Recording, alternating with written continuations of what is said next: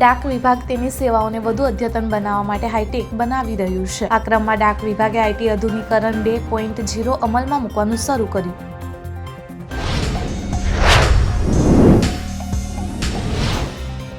અષાઢી બીજ કચ્છી નવા વર્ષે રાજ્યના મુખ્યમંત્રી ભૂપેન્દ્ર પટેલે કચ્છની મુલાકાત દરમિયાન બીએસએફના જવાનોની મુલાકાત લઈને તેમને બિરદાવ્યા હતા।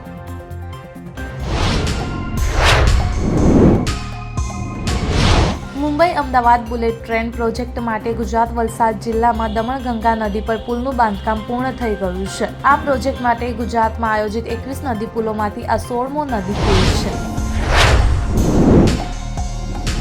આણંદ અને વડોદરા જિલ્લાને જોડતો મહત્વનો ગંભીરા બ્રિજ આજે અચાનક તૂટી પડ્યો હોવાની ઘટના સામે આવી છે। બ્રિજ તૂટી પડવાને પગલે અનેક વાહનો નીચે નદીમાં ખાબક્યા હોવાની આશંકા છે।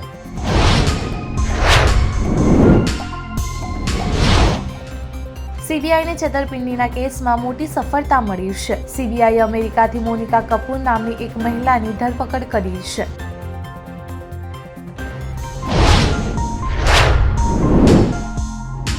ટ્રેનો ફક્ત પાટા પર જ ચાલતી હતી તે હવે ભૂતકાળ બની ગયો છે। કેટલીક ટ્રેનો ભૂગર્ભમાં દોડે છે અને કેટલીક સમુદ્રની અંદર। એટલું જ નહીં, ટ્રેન પકડવા માટે આકાશ સુધી પણ જવું પડે છે।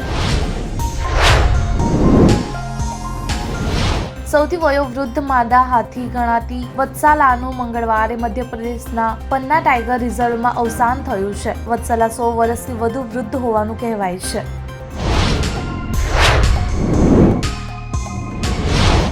બોલિવૂડ અભિનેત્રી આલિયા ભટ્ટના પૂર્વ સેક્રેટરીની મુંબઈ પોલીસે ધરપકડ કરી છે, જેની અભિનેત્રી સાથે 76 લાખની છેતરપિંડી કરવાના કેસમાં ધરપકડ કરવામાં આવી છે।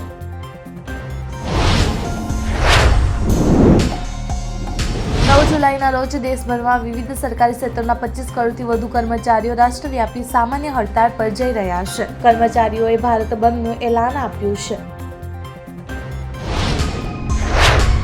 વિશ્વના સૌથી ધનિક લોકોની યાદીમાં બિલ ગેટ્સ ટોપ 10 રેન્કિંગમાંથી બહાર નીકળી ગયા છે।